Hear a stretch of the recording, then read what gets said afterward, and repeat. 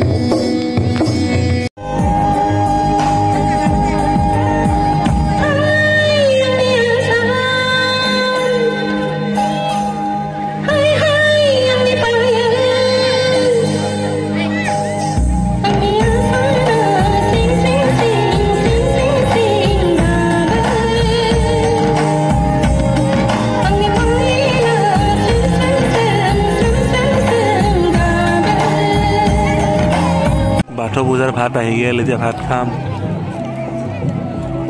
বন্ধুসকল, ইমান পৰে মই আপোনালোকক NRDS স্কুলত পতা বাথৌ পূজা দেখুৱালোঁ।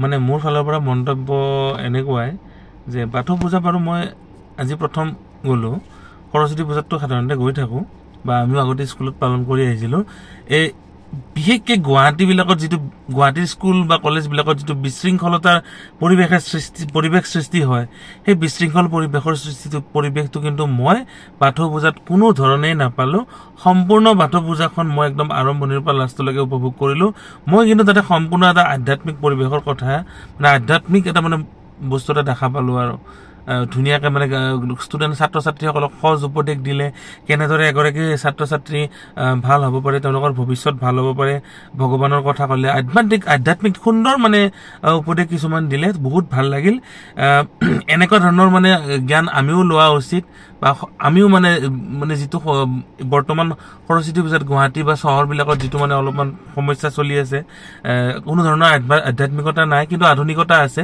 গতিকে এইবোৰ মানে হেৰি কৰি কিনে আধ্যাত্মিক পৰিৱেশটো সৃষ্টি কৰি তুলিব লাগে গতিকে ভিডিঅ'টো মই সামৰিব লৈছোঁ যদি ভিডিঅ'টো ভাল লাগিছে আপোনালোকে লাইক কৰিব শ্বেয়াৰ কৰিব চেনেলটো ছাবস্ক্ৰাইব কৰিব ধন্যবাদেৰে জয় জুবিন দা জয় অসম মন যায় জয় বৰাই বাথৌ জয় বড়ো হাৰিণী